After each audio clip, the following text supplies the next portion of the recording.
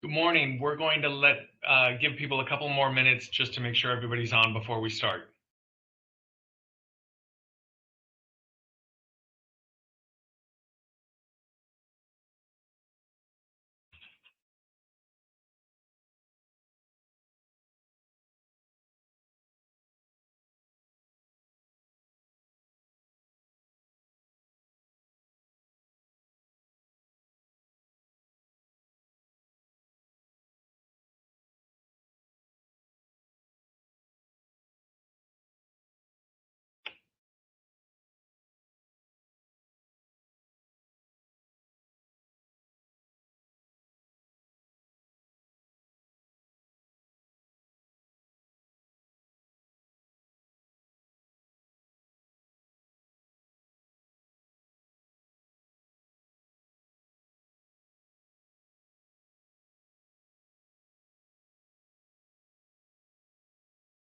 So I think we'll get going now. As people come in, they'll miss my wonderful words. Good morning and welcome to our session, Opportunities for Going Green. I'm Liam Sullivan, Vice President of Marketing for PowerOptions. I hope everyone is healthy and safe in these continuing challenging times, that we're all able to move through our day-to-day lives as best we can. Virtual meetings like this have become a norm, but I know that I still long for the time that we can all gather in person again safely. Hopefully that won't be too far off. We're here today to talk about the opportunities for going green. Taking action on climate change is quickly becoming a requirement, with legislation and mandates on the federal, state, and municipal levels, and especially for cities and towns where many communities and residents are demanding action. Our session today will help you to address those demands with actionable recommendations that you can begin to implement immediately.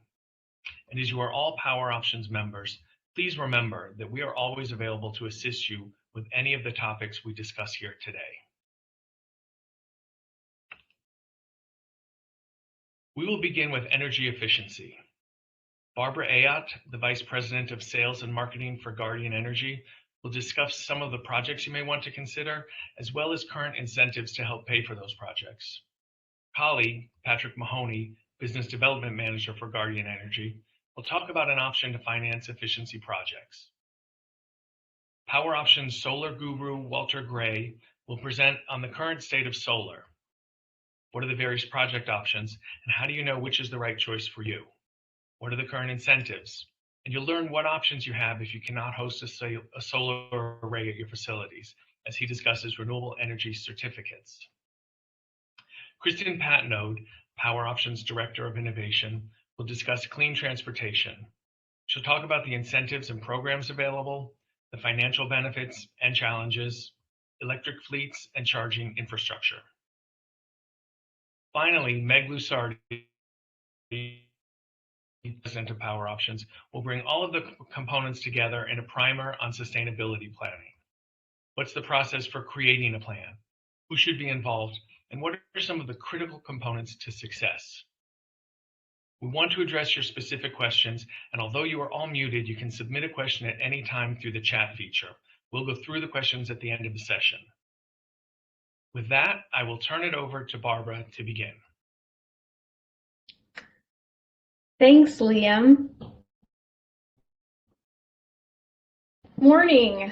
As a partner of PowerOptions and with over 10 years of experience working with municipalities, I am so excited to be here today to help you on your journey to being green. Next slide. So why energy efficiency? Well, depending on who you ask, they may have different reasons. We'll talk about a few of those today. Usually, the majority of people who answer this question will answer to save money. By implementing energy efficiency, you can save money on your operating costs for gas, electricity, oil, or propane. Another reason to implement energy efficiency is to help you get to being green, that path to sustainability. Many states are passing regulations and policy to do just that. Additionally, the utilities find that implementing energy efficiency is actually cheaper than building infrastructure to generate more electricity. In fact, it costs the utility about 4 cents per kWh, or 4 cents per kWh to save a kWh versus 12 to 16 cents to actually generate an additional kWh. And that's why the utilities, National Grid in your case, is offering incentives for their client base to implement energy efficiency. As mentioned previously, policy is another reason we need to implement energy efficiency. In Rhode Island, municipalities as well as public schools are covered under the state SEMP program, which is the Strategic Energy Management Plan. In the past, the policy has been achieved by reducing energy usage 10% from 2014 from the 2014 levels. So in 2020, they achieved their goal of saving 10%, and their baseline was 2014. Well, the new goal is to decrease energy use by 10% by 2022, utilizing 2020 as the baseline. Next slide. So what do we do to implement energy efficiency? What is energy efficiency? So number one, we want to look at what the utility, National Grid, offers in Rhode Island to help offset the implementation cost. So for gas and electric measures, those include things such as heating, ventilating, and air conditioning. So you have pumps and fans and motors in those facilities to move the air or the cooling water around your facility. So there are incentives for making those more streamlined, more efficient. Also lighting, not just indoor lighting, but exterior lighting in your parking lots. If you go from a high wattage lamp to a lower wattage lamp, you will get incentive monies for doing that. There are also incentives for improving weatherization in facilities. Also, if you add controls to your building, or if you have an existing control system and you upgrade it or retro commission, you can get incentive monies for doing that. For schools and facilities that may have walk-in coolers or freezers, you can get energy efficiency monies for upgrading those systems to be more efficient. And then also there's steam. Some facilities use steam, and the valves and steam traps sometimes leak, which causes an unnecessary use of energy.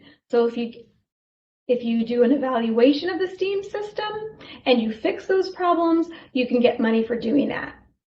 There are a couple different ways to get those monies from the utility for implementing energy efficiency, and those range from what's called a prescriptive incentive, which is pretty easy. You fill out the form and it's based on the equipment that you install, whether it's a horsepower or a wattage or a tonnage, and fill out that paperwork. Another type of application for incentives is what's called the custom application. These are a little bit more involved. They generally require an energy engineer to do some calculations or run some models of the facility. And it's a variable incentive rate. So depending on the measure, you will get a $1 per kWh saved or $1 per therm saved for implementing that measure. And in general, the custom incentives are a little bit higher than the prescriptive incentives. And this is something that Guardian has a lot of experience doing. And as a partner of PowerOptions, we'd be more than happy to assist. Next slide. So how does this process work? And where do we get started? So the first thing that we do is we take a look at all of the utility data over the past year for the facilities within the municipality. And we determine which facilities have the highest opportunity for energy savings. And those facilities are generally the facilities that use the most energy and operate the most hours. It's not always the case, but that usually is. And Guardian has a lot of experience looking at that data to identify the buildings that have the best opportunities. Once we get that short list of buildings, then we would do an audit, and depending on the type of measures that we're looking to do, whether it's lighting or mechanical, we would have those experts go into those facilities and identify the individual energy conservation measures. We would put together a proposal that includes the installed costs, the estimated utility incentives, and the energy savings so that the municipality can make an educated decision about moving forward with the project. Then we fill out the required applications. We would get approval from the utility before, number one, purchasing any product, or number two, doing any installations, because the utility sometimes requires a pre-inspection of the facility. Once you get that approval letter from the utility, which will tell you exactly how much incentive monies you'll get for implementing the measure, then we implement the project, and as a result of the project, the town will have lower utility costs. A lot of times when we upgrade this equipment, you'll have lower maintenance costs. You'll have higher reliability and uptime. If you're implementing lighting, you'll have a more safe facility or more safe parking lot. Also, if the measures are implemented in a school and it's a comfort issue, you'll have higher test scores for the students. And of course, you can utilize the public relations of a more sustainable community. Now, you're probably thinking, well, how are we going to pay for this? Well, my colleague Patrick is going to tell you about one of the ways that you can implement these measures, which is through Constellation at their Efficiency Made Easy program. Thanks, Barbara. So maybe you've identified an energy efficiency opportunity, but you realize, I've already set my budget for this year. I can't really install this. That's where products like Constellation's Energy Made Easy comes into play. Energy Made Easy allows towns to finance their projects off balance sheet directly on their commodity bill. The reasons that my customers use products like EME is to install needed efficiency upgrades that can provide them positive cash flows and preserve their traditional lines of credit. So you might be asking yourself, what does an EME agreement look like and how does it work for me? So here on these graphs, you see a before EME, a during an EME, and after EME. So before EME, you have your quantity of electricity and your price, and that creates your total energy cost. During EME, you see that you have entered this EME agreement and you are now receiving the benefits of an installed energy efficiency project, such as an LED project. So now you're reducing your usage, your EME charge is offsetting the reduced usage, and your total energy cost remains the same. After EME, the duration of that contract, you're no longer paying the EME charge. So those savings are entirely yours. So for instance, if you had a LED lighting project with a lifespan of 10 years, you're going to receive 10 years of $70,000 of savings. So right from the get-go, you're cash flow neutral or cash flow positive, and as soon as you're done with those EME payments, you own those savings. Next slide. So the benefits of EME, there are many. I'll walk you through some of them and pick some of my favorites. Obviously, there's no upfront capital costs. There's no third-party bank loan or lease. There's no liens on the property. It preserves your capital dollars for other projects. This is one of my favorites. I mean, you guys are towns. You're focused on projects that work for your people, like education, transportation. You're not really focused on fixing a boiler down in a boiler room. So you want to have capital reserved for those projects that'll get you school buses, stuff like that. Electricity and gas commodity contract with Constellation Energy provides the funding vehicle. Projects can be completed in phases or before the supply contract begins. This is another great one. A lot of my customers have implemented these projects quickly and efficiently, and that is done before their supply contract begins, meaning they are receiving the benefits of those energy savings before they're ever making a payment. That provides a little bit of a cushion and a little bit of peace of mind, when you're expecting energy savings. Next up, your rebates and incentives are used to reduce the project costs. Obviously, you get your upgraded facility, and this is the biggest one. It can provide positive or cash neutral cash flows. It's never really affecting your actual bottom line. Next slide. So here we have a case study for the town of Essex. Essex had a building that was built in 1983. It was in desperate need of new lighting and new building controls. As you guys are probably aware, sometimes towns' budgets are very tight, so it was very difficult to find the money to make this happen. They were able to do a 48-month EME, Efficiency Made Easy agreement, which was able to immediately capture $19,000 in energy savings. And they were able to realize a 10-year positive cash flow of right around $60,000. This in all reduced the town's electricity usage by about 15%. So you're able to capture those savings, remain cash flow positive, and get the projects installed now instead of later. And next slide. Thanks, Patrick. So Guardian has had the pleasure of helping many of our clients, both municipal as well as C&I clients, partake in the Efficiency Made Easy program through Constellation. But as we all know, one size doesn't fit all. And that's why we do offer many different types of funding resources to our clients. In Rhode Island specifically, there is a program through the Rhode Island Infrastructure Bank. It's called the Efficiency Buildings Fund. And this is one way to fund projects if Efficiency Made Easy is not a good fit for you and your constituents. This program provides capital for comprehensive projects, energy efficiency projects. Typically, the interest rate is below market. However, it is a competitive situation, so it's not guaranteed.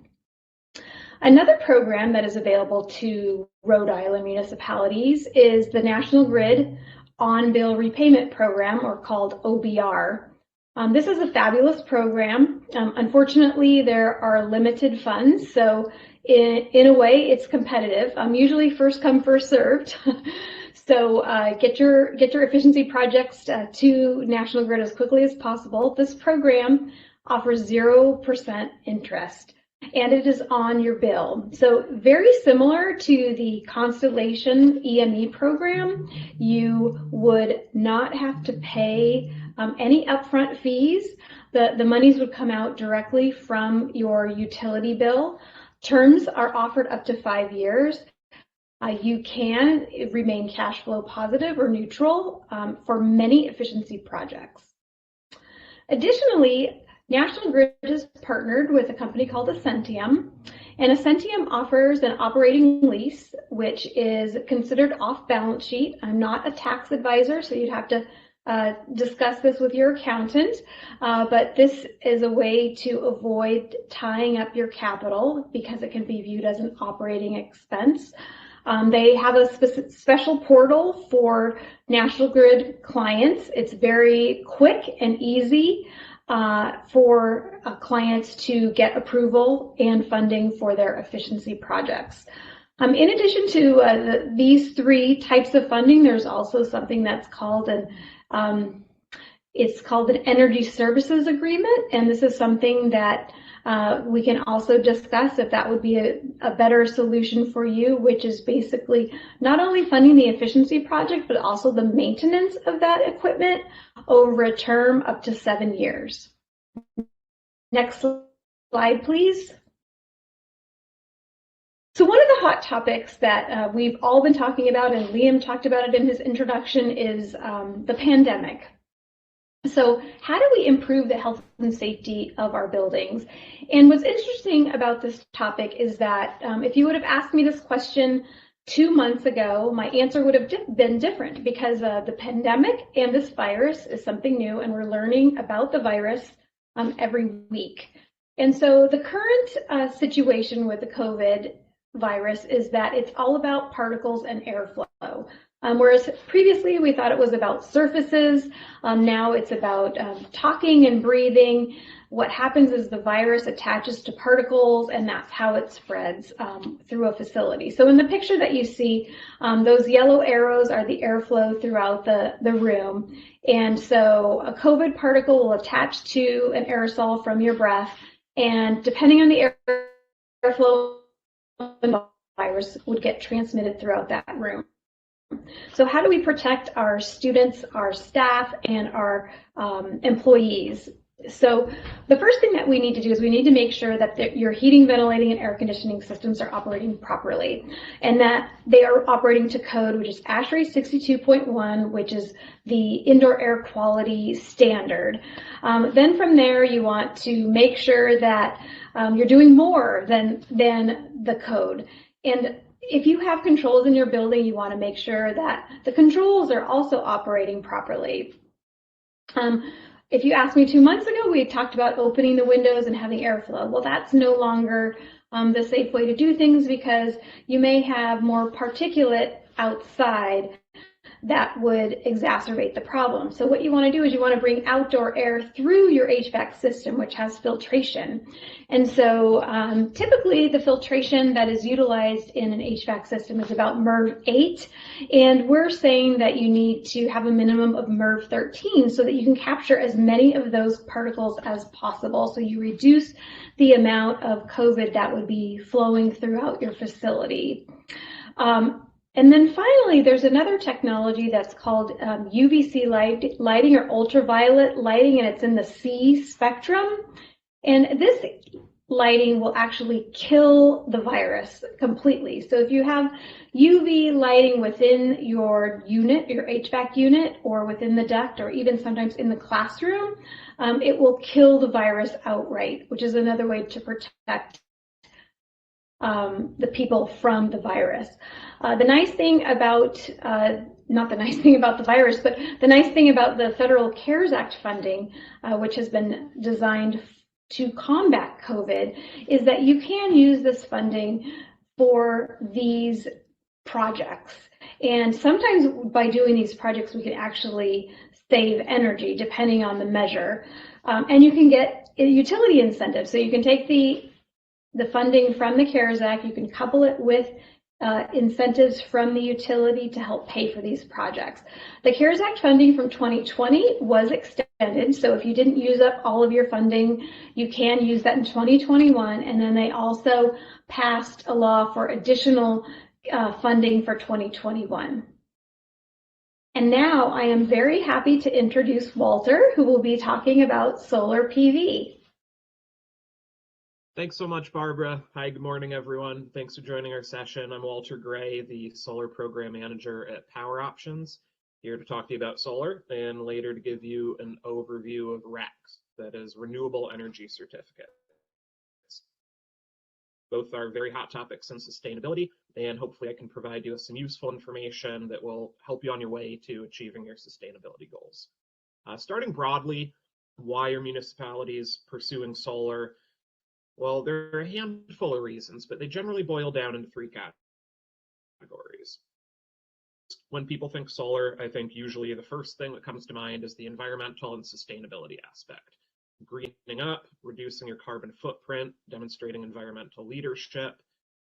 Secondly, although the environmental aspect is the celebrated part, a lot of municipalities make the decision to move forward based on the financial benefits.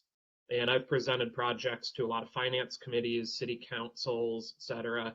And the reality is that in most cases, the projects need to make sense financially. And the good news is that we can usually deliver on both accounts and deliver projects that result in immediate savings along with predictable long-term benefits. And these are typically 20-year contracts with minimal upfront costs. So we can get you into the black very quickly and lock in predictable savings or financial benefit for long term. And lastly, in some cases, we do want to optimize for operational benefits, mostly resiliency. And it's worth noting that while this is possible from a technology standpoint, it's not the norm.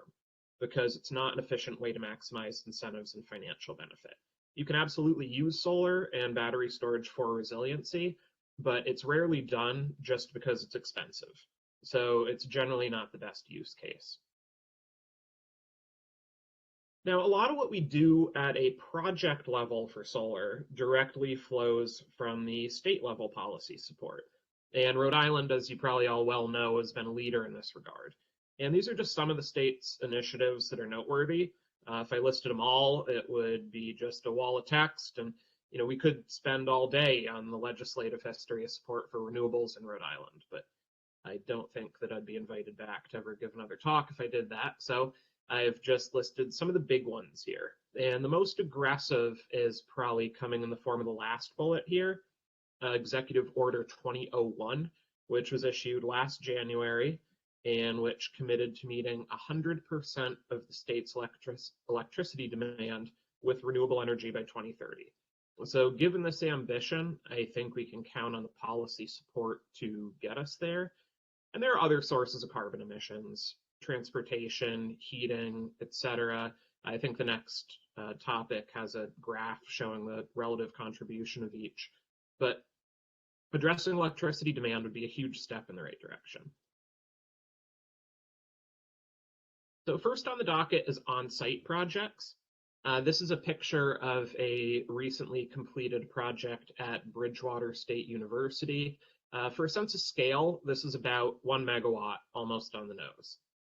In addition to the savings, and this is part of the project development consideration, they actually decided to roll some parking lot improvements into the project cost. So they get savings from the project, also got covered parking, which is a nice perk for the parking lot users, and they got a fresh new parking lot out of it as well. So the first decision point when thinking about an on-site project is whether to fund the project and own it yourself or go through a third party, which would probably be a solar developer who will finance and build the project and then enter into a long-term contract with you to deliver the financial benefit. And we'll talk more about what those arrangements look like a little bit later. And direct ownership is pretty straightforward. It's a capital project similar to any other capital project you take on. You find the money, you're responsible for overseeing all aspects of the project development, and you can either use the electricity on site or send it back out onto the grid and receive compensation for it. The big hurdles with direct ownership are, first and foremost, you have to pay for it. That's a pretty big one. These projects can get into the 7 figures. It can be a big lift in terms of overseeing the project. You have to interface the utility to get it interconnected, secure the incentives from the state, you have to get it permitted, and then you have to manage the operations and maintenance for the project's life cycle. It's not a low effort undertaking. And perhaps the biggest downside, when I think about it from your perspective, is that there are some significant federal incentives currently available for solar. They're pretty rich, but they all come in the form of tax incentives. So there's a 26% solar investment tax credit. So meaning that if you spend $1 million on a solar project, you get $260,000 in tax credits to apply against your tax liability. And a lot of you probably have already beat me to the punch on this, but as a municipality, you have very little to no federal tax liability. So this is money that's just left on the table. You can't use it. And you're also allowed to depreciate the system 100% in year one, which is significant. But again, that's part of a tax strategy that's largely inapplicable to municipalities. Now, third-party ownership is a very popular option for the reasons I went over. You can have a developer come finance the system with no upfront cost to you. They're responsible for all the project development activities, and then they maintain responsibility for operations and maintenance of the system.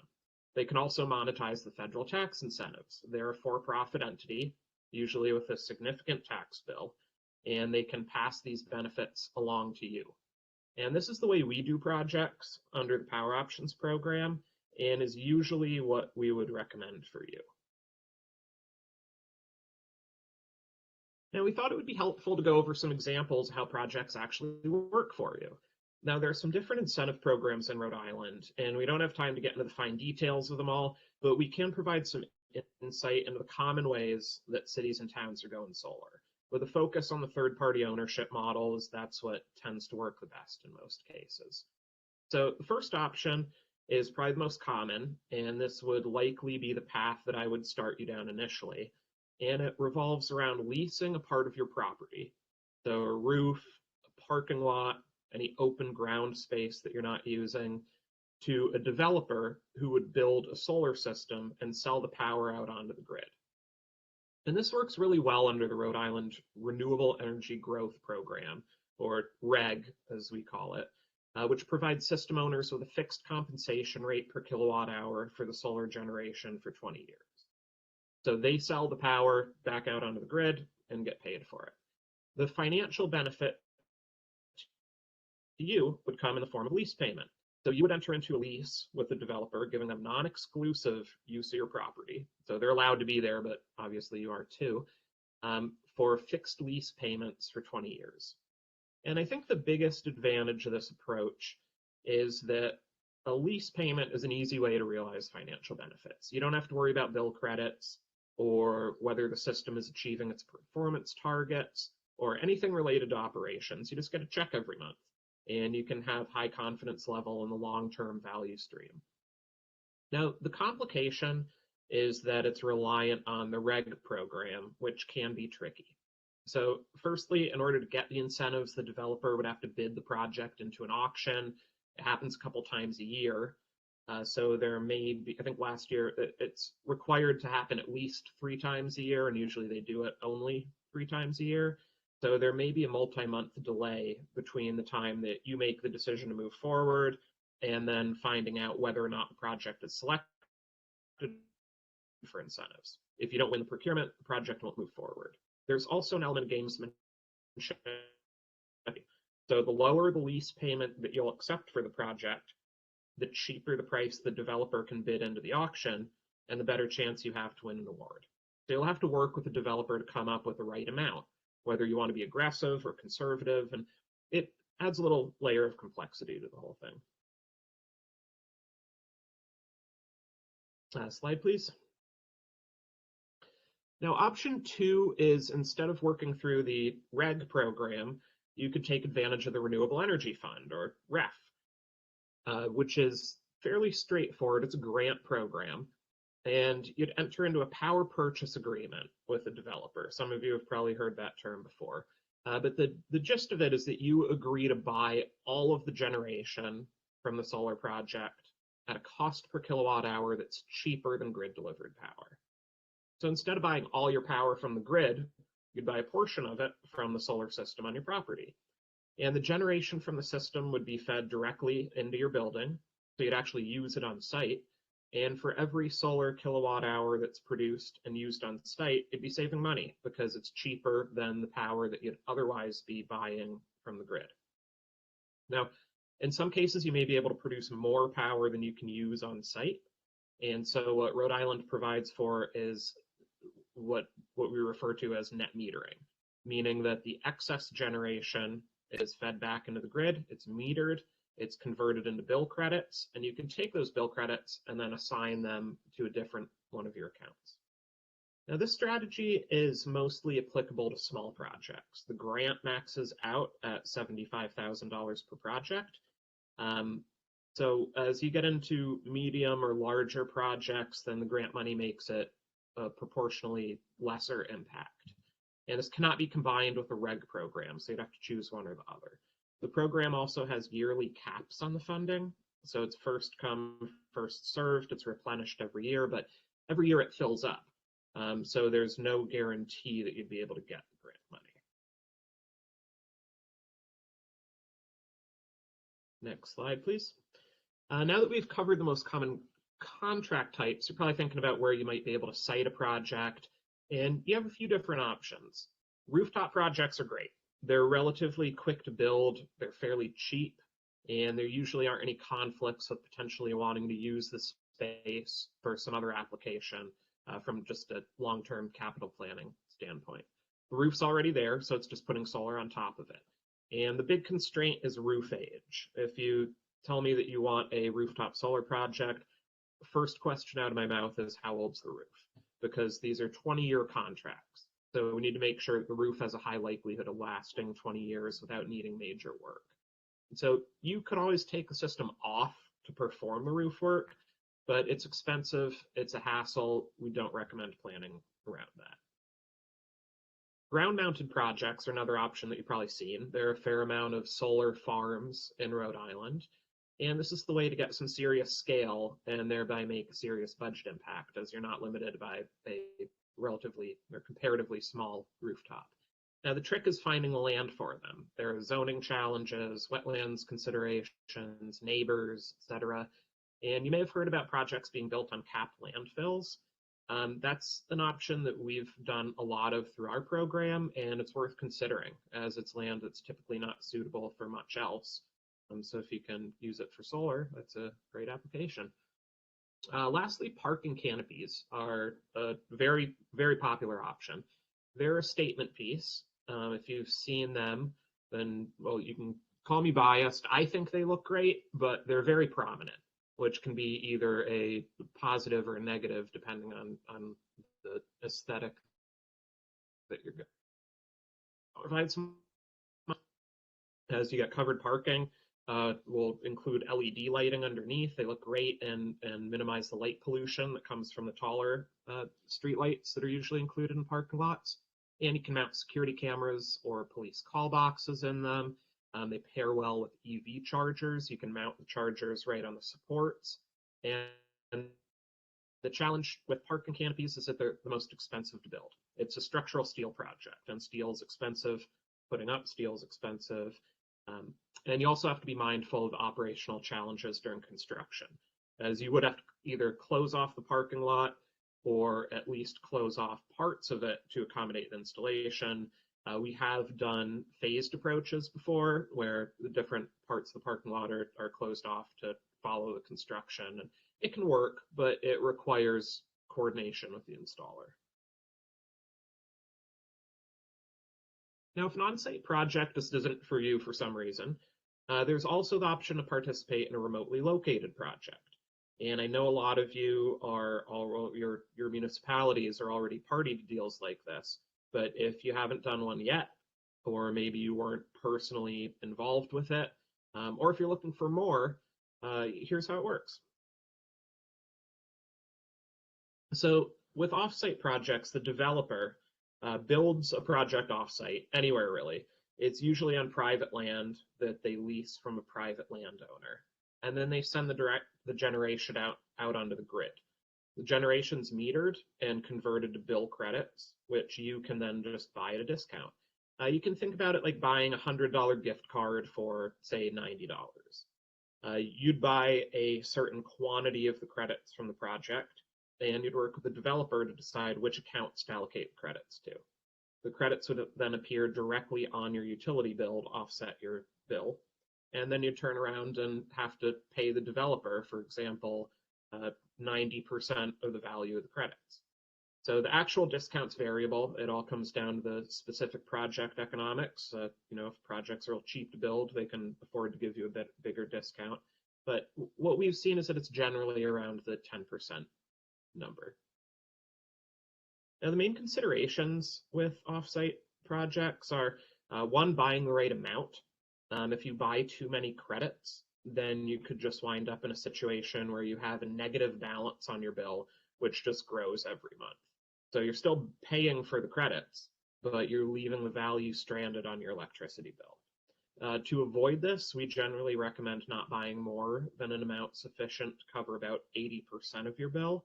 And this amount can be tailored depending on your unique situation, whether you've done any energy efficiency, whether you have any planned, if you have any significant operational changes in the future. The 80% is a good initial target. The other big consideration is vetting the project that you're considering. So a lot of developers will go and sell credits speculatively, and then they'll try to find a place to build a project, and then they'll have to get it approved and get it built. And the only risk to you is the opportunity cost, but that's real. If you buy into a project and then wait a year to find out that it can't get built for some reason, there may no longer be other options. So going with a project that's built and operating is a best practice that we recommend. So wrapping up the solar section here, and I think before we continue on, it's worthy of mention. If this sounded complicated, it's because it is in a lot of cases, or can be. And I don't think anyone would walk away from this with full retention unless you had some significant experience in solar, and even then it's tricky. So this was to give you an introduction and some food for thought, and we are here to help with the next steps. Access to power options, as Liam mentioned in the intro, as a resource, is a benefit of your membership of the league. So you can feel very welcome to shoot me an email or give me a call. I can help with this. So turning our attention to the topic of renewable energy certificates, or RECs.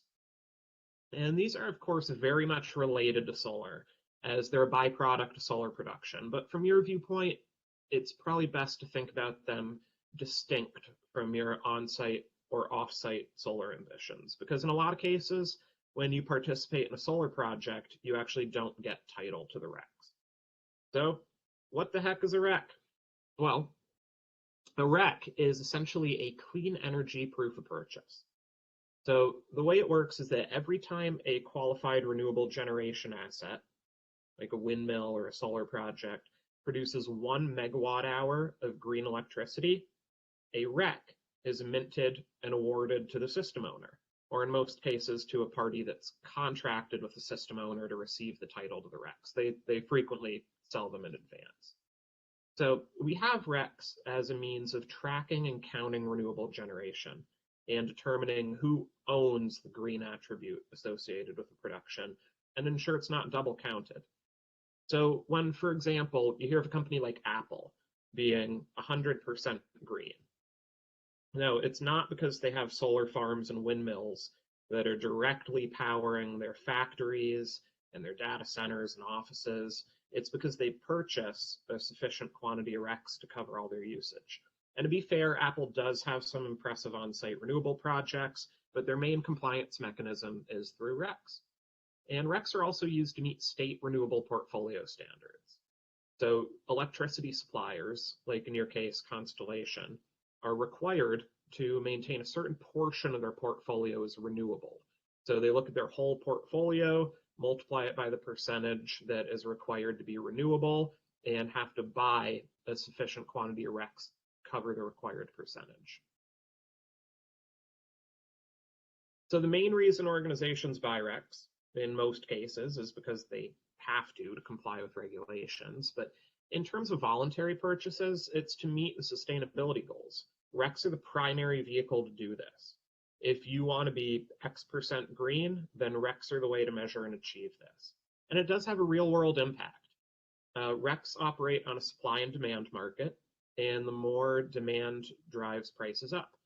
So renewable energy developers sell the RECs from their projects as an important revenue stream. And without this revenue, a lot of the renewable energy projects would not be financially viable and wouldn't get built. So REC purchases directly support renewable energy. And there are two main types of RECs.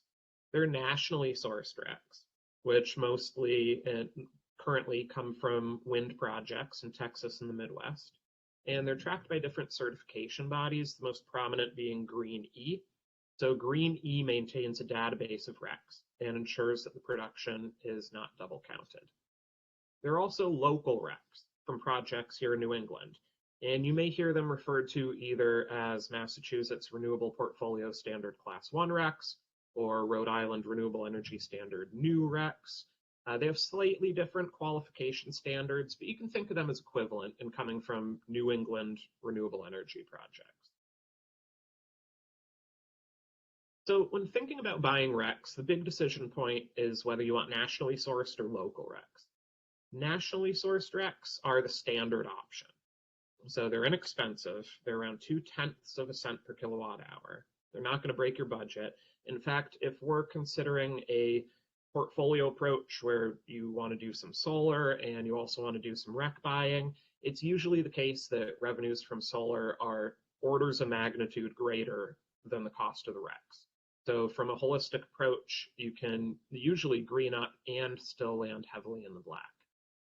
Now, local RECs are much more expensive, but also much more impactful, especially locally. So you could make the argument that carbon emissions are felt on a global scale, so renewable energy projects nationally are just as valuable as locally. And I do think there's some merit to that argument, but there's also value in directly supporting the local renewables economy. So due to the difference in value, local RECs have a greater impact on whether projects actually get built or not. At $1.50 per megawatt hour, national RECs may not tip the scales on whether a Texas wind project actually gets built or not, but $38 a megawatt hour for a local project can be a game changer in the project economics. So if you want to buy RECs, it can be very easy, and we can help facilitate that through your electricity supply contract with Constellation. The REC purchases get bundled into your electricity price, so you just pay for them along with your regular bill. We would usually start the process just by determining what percentage of your usage you want to cover with RECs. It can be anywhere up to 100%. We see a lot of customers doing the 25%, 50%, 75% round numbers, but it's really up to you. Alternatively, you could work with a REC broker to buy RECs outside of your electricity supply contract. There are a handful of companies that operate in this market, and you could engage with them, but would just urge you to research the company ahead of time and ensure that the RECs you're buying are properly certified, such as Greenie certification. So I'd now like to turn it over to one of the real stars of the show. I had to say that, she's my boss. Let's give a warm welcome to Kristen Patnode, who's here to talk about clean transportation. Thank you, Walter. That's quite a handoff. I'll remember that. And good morning, and thanks to all of you for being here. I'm Kristen Patnode, Director of Innovation at PowerOptions, and I'm going to talk to you this morning about clean transportation. So why are we talking about clean transportation? It's a huge topic of conversation these days, and that's no surprise. Transportation is a big factor in the health of our communities and environment. It's a large contributor of greenhouse gas emissions and a primary driver of climate change. You can see here in these pie charts that transportation is responsible for nearly 30% of all climate emissions in the United States. And here in Rhode Island, this sector accounts for almost 36% of greenhouse gas emissions, far more than any other sector. And transportation is also a large part of your operating and maintenance budget, and really integral to you and your communities. You can see here on this chart on the right that over the last several years, Rhode Island has already made significant progress in reducing transportation-related greenhouse gas emissions. And that's due in large part to the state's leadership and commitment to fighting climate change. Next slide. What are the drivers and what's going to help us reach these clean transportation goals? In addition to the many state programs and environmental commitments that Walter just mentioned, there are also clean transportation efforts at the regional and state level, driving policy, goal setting, strategic planning. There are federal and state incentives to bring down the cost of the vehicles. And there are utility programs that incentivize adoption of EVs and the related charging infrastructure. I've listed a number of those programs here, but I'm just going to highlight a couple of them. The Transportation and Climate Initiative, referred to as TCI, is a collaboration between Rhode Island and 12 other states and the District of Columbia. This is a regional approach to improve transportation, develop the clean energy economy, and ultimately reduce carbon emissions from the transportation sector. Just this past December, Rhode Island, Connecticut, Massachusetts, and DC became the first signatories to the TCI Memorandum of Understanding. This again demonstrates that Rhode Island is a national leader in clean transportation and is committing the state to clean air goals over the coming decade. I also wanted to highlight the programs that are offered by your electric utility, National Grid. Their electric transportation and charging programs provide support through funding for the charging station infrastructure and equipment, offering demand charge discounts, and also conducting fleet electrification studies. It's important to note that this is not a static playing field. Some of these programs change, funding runs out, new programs are announced. We just wanted to make you aware of some of the current resources available. And we will continually track these programs and notify members of any changes. There is a lot of work going on. Many of you may already be involved. As a municipal authority, what kind of clean transportation issues are important to you? And what is your role? You might have carbon reduction goals. Your role may be to facilitate clean transportation options for your employees or residents of your community.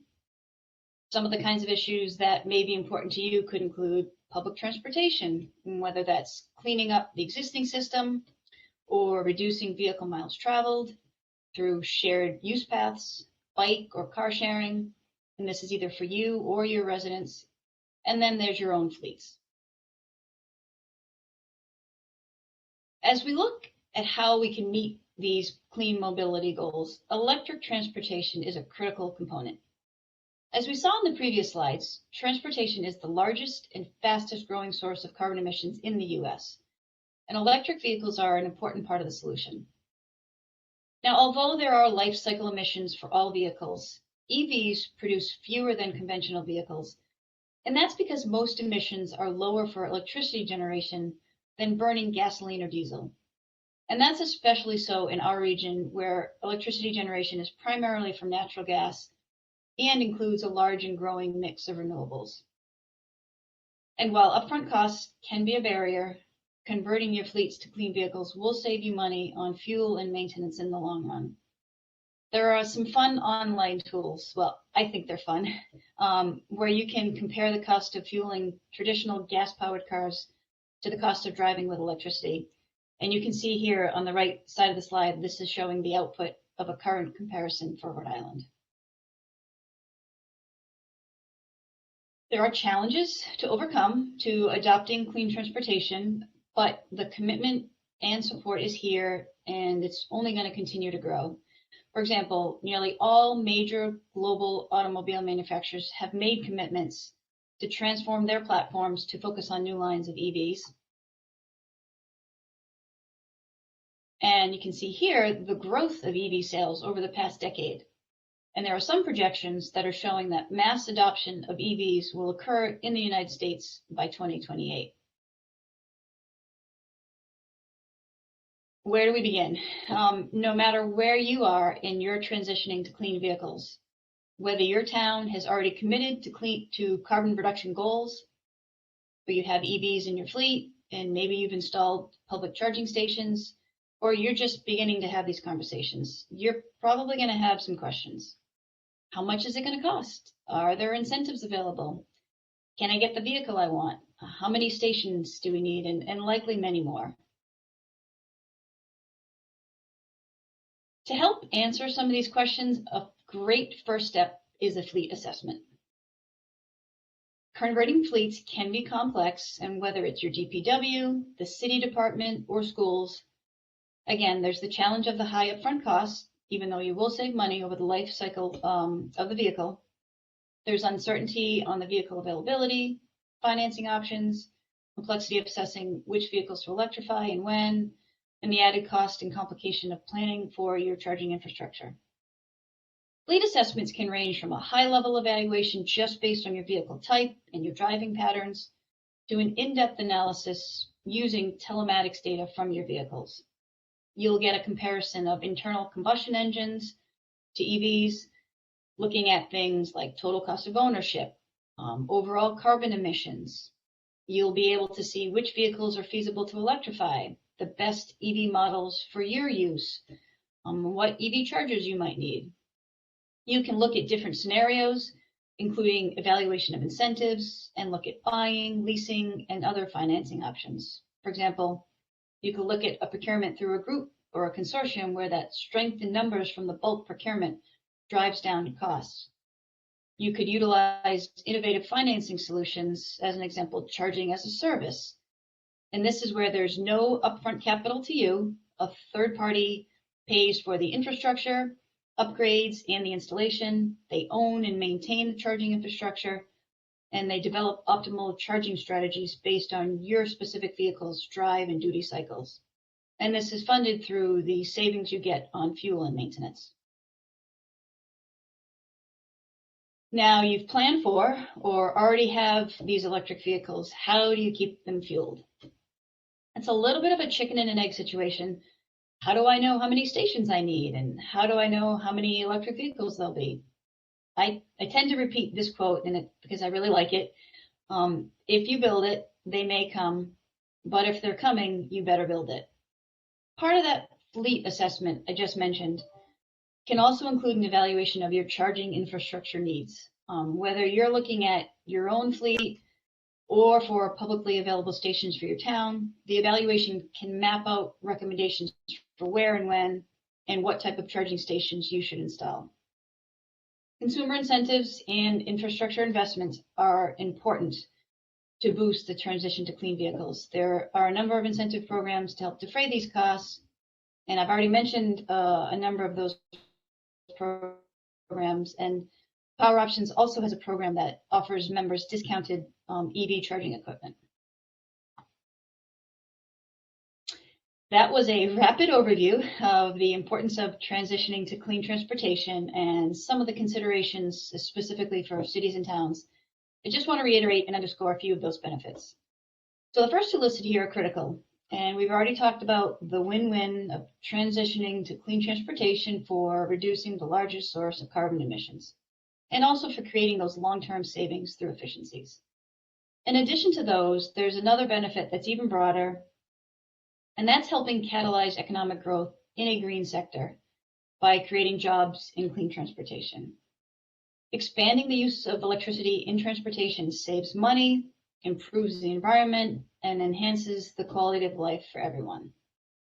And I just want to finish by saying, and this is a recurring theme that you'll hear throughout this seminar, that you are all PowerOptions members and we're here to support you, so please don't hesitate to reach out to me with any questions.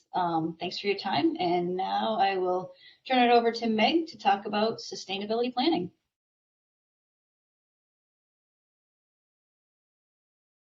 Great, thanks, Kristen. So there's a reason that we put this topic last, and that's because it brings together everything that everybody else has talked about already. Energy efficiency, solar, renewables, RECs, clean transportation, all of those are going to be considered when you're looking at sustainable energy planning. Next slide. First, though, I want to talk about terminology. You know, there's a lot of different types of plans out there. And one of the key things to keep in mind is lots of times these plans intersect or overlap. I like to refer to the Climate Action Plan as sort of the master of them all. And it's going to include everything else on this slide, as well as adaptation. A sustainable energy plan is going to include clean energy and energy reduction, as well as clean transportation.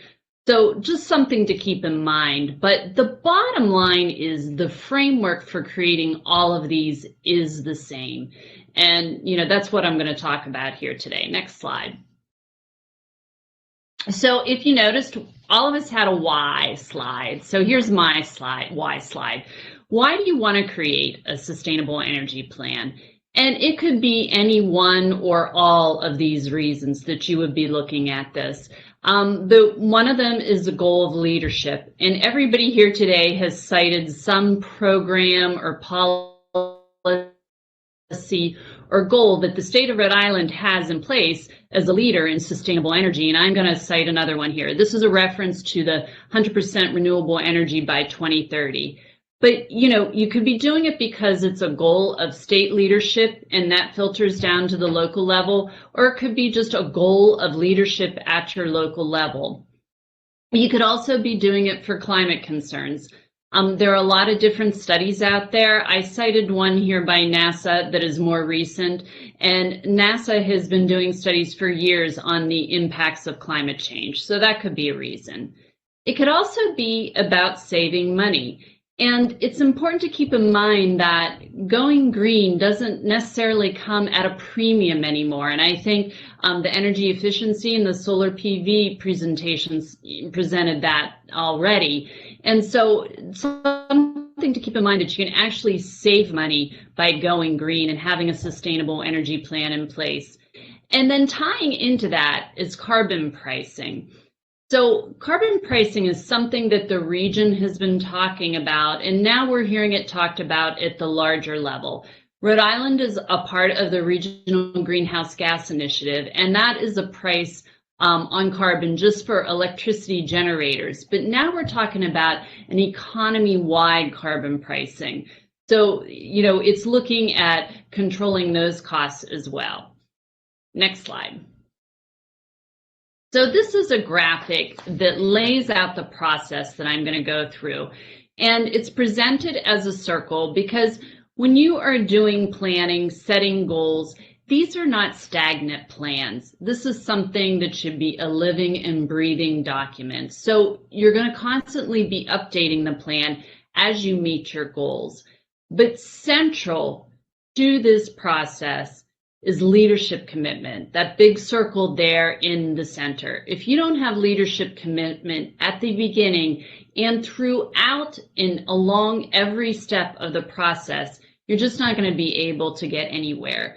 So that means, your board of selectmen, your city council, your mayor, your town manager, and critical to keeping them committed throughout is keeping them informed. Go ahead, next slide. So step one, assemble the team. Already mentioned that it's important to have the commitment of municipal leadership. So now you want to think about who needs to be involved to ensure success.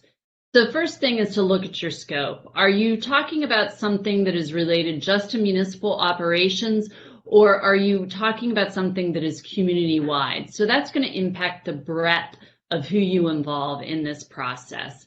And then it's likely going to be a committee. It's too much for one person to take on, but you also want to have more people involved so that you get buy-in.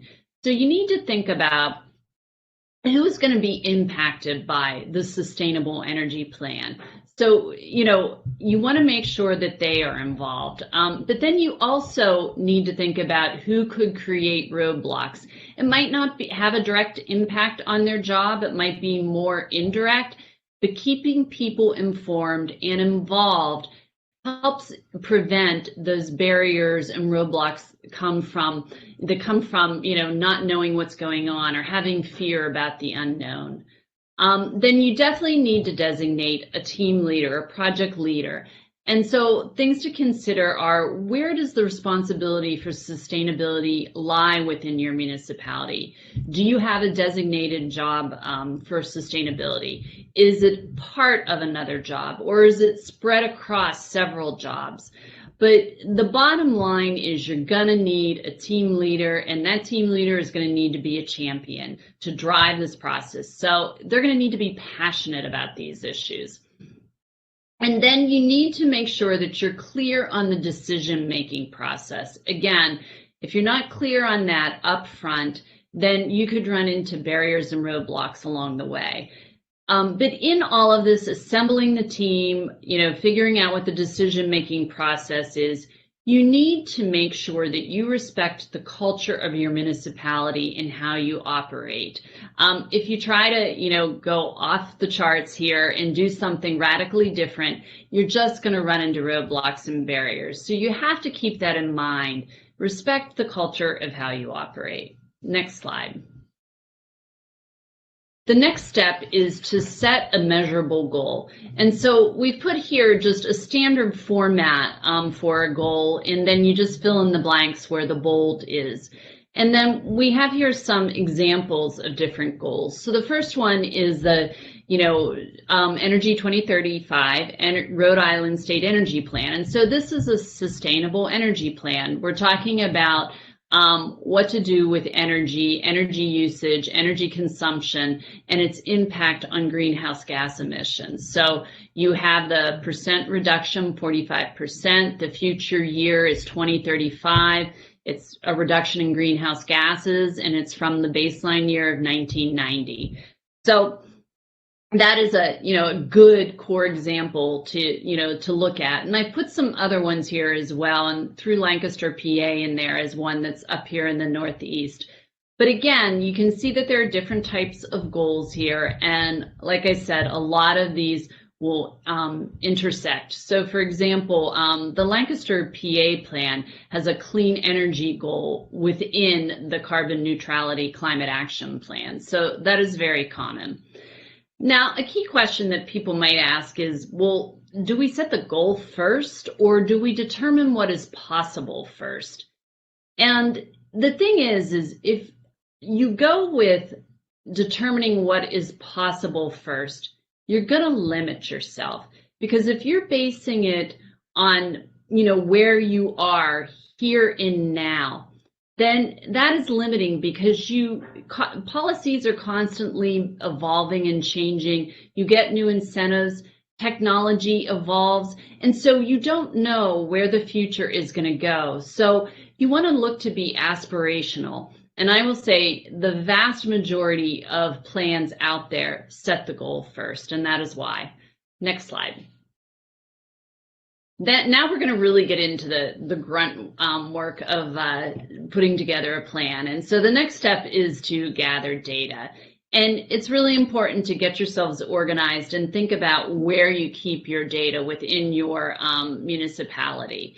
But you're going to start by collecting your annual energy usage for all your fuels. And you want to look at where is that data stored. It could be on bills, it could be on spreadsheets, an online tool of some sort, but you're going to need all of your energy data. Then you're going to want to think about what is the tool you want to use for converting your energy usage to greenhouse gas emissions. The EPA has a very easy to use calculator. It's a standard. Many folks use it. And what you're going to be getting there is what your greenhouse gas emissions are from your energy usage. And it's going to be a weighted average, based on the emissions from energy usage across the country. You can also look to ISO New England. Now, they don't have a handy-dandy tool to use, but there is information on their website to enable you to do the conversion for electricity. And there you're going to get a weighted average based on energy usage and the emissions here in New England. But that's something that you're going to need to think about. And then you're going to need to gather data on what has been done to date, and where is this information kept as well. And this is going to impact, what the opportunities are for looking ahead. Next slide. Then it's getting down to writing the plan. And we have identify measures, assign project managers, and set timelines, and include costs. And these are presented in parallel, because I would imagine them happening in parallel. You're not going to necessarily identify all the measures first. But looking at identifying the measures, one of the first key things you're going to do is look at whether you've had an energy audit done. If you have you implemented all of the recommendations? Or when was the last time it was completed? Is it time to do another one? And Barbara talked about that in her presentation. But then you're going to look at all of these areas and, energy efficiency, renewables, and clean transportation. In the previous slide, we talked about gathering what has been done to date. And so now the question becomes, is there the opportunity to do more? Can we do more in any or all of these areas? And then additional options to consider are purchasing RECs or carbon offsets. And, Walt talked about purchasing RECs earlier. And purchasing RECs and carbon offsets are a real aspect of climate action plans, sustainable energy plans.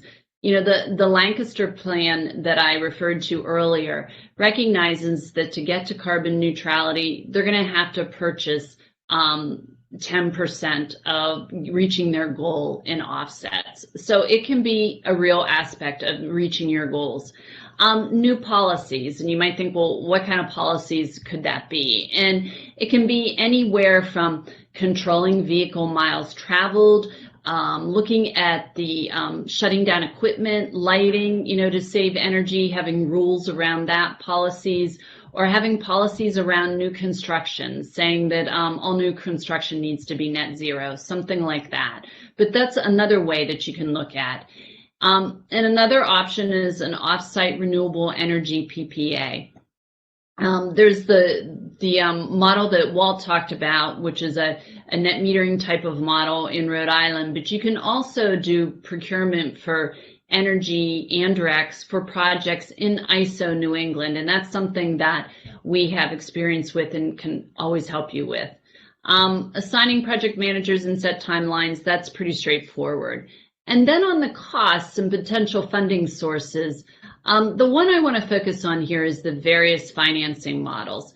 You know, everybody today talked about different financing models, whether it be the on-bill financing mechanism for energy efficiency, the solar PPA, and Kristen also referred to innovative financing models coming along. But make sure that you do your homework and research about the different financing models out there, because there are ways to do these initiatives without any upfront capital that make it very economic for you.